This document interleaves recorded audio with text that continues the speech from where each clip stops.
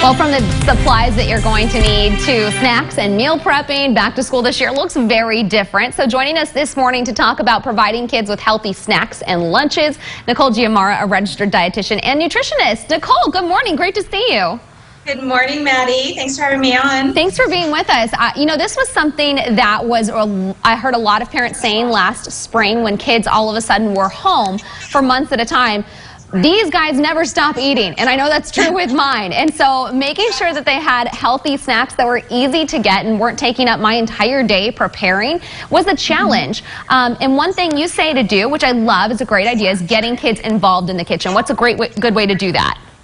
Well, I think the first thing that parents might want to try, and it's one thing that I recommend with my clients all the time, is to just start with a plan, right? So if you don't have a plan, it's a plan to fail. So sit down with your kids, maybe pick a day on the weekend where you can sit down and just map out what lunches and snacks are going to look like throughout the week, and put flexibility and variety in there. You know, if you're going to plan, if mom or dad is at home and there's the ability to maybe go out and grab a sandwich somewhere, get takeout somewhere one day, build that into your plan too. But building a plan and having your kids involved in what they want to eat will definitely help encourage that they're going to be excited about the meals that they have. Okay, and like I said, preparing food so much when kids are home all the time is a challenge, especially making it healthy. So what are some good nourishing ideas? Because we know that it's really important for them, for staying on track mentally as well.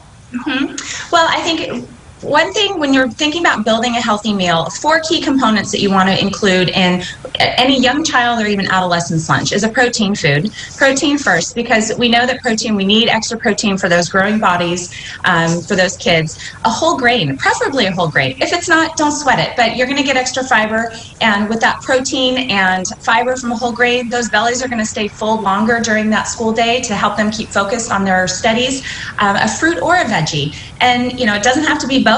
Give them a choice. It can be, a peach or even a easy fruit squeeze. So keep it simple. And then a calcium-rich food. This is really important. A lot of kids do not get enough calcium in their diet, and younger school-age kids need about 1,000 milligrams a day. Older adolescents need 1,300 milligrams. So if you're including a cheese stick or a yogurt into their meal, and a dairy product or even a non-dairy calcium-fortified food, you're going to ensure that they're getting enough calcium. And then, of course, depending on your feeding philosophy as a parent, including a fun food in their lunch to get them excited about what they're eating. So a protein, a grain, preferably a whole grain, a fruit or a veggie, a calcium-rich food, and then a fun food. Those are sort of my 5 go-tos when I'm planning lunches. And you have a few fun recipes for us. Can you share one of those with us? Yeah, so one snack that actually is a big favorite in our house is energy bites, and these are really easy to make. They're oats, peanut butter, or any other nut butter that you have on hand, honey, flax meal, mini chocolate chips, raisins, or dried cherries, and you just roll them up into these little bites, and they're bite-sized, and they're great to just grab, pop in your mouth. A couple of them even before a workout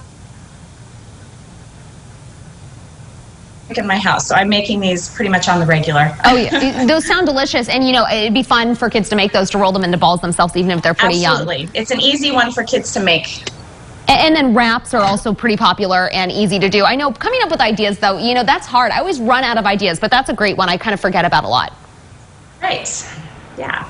All right, Nicole. Yeah, wraps and oh, looks like we're losing her signal there, unfortunately. And burritos, soft tacos, kinds of great stuff in a wrap. All right, Nicole, so sorry about that. We kind of cut out on you for a second, but we're going to take all of the recipes and ideas that you have sent us, and we're going to post those online on kget.com. Great. We appreciate you. All Thank right. you so much. Thank you. All right, we'll be back after the break with a look at stocks and a recap of today's top stories.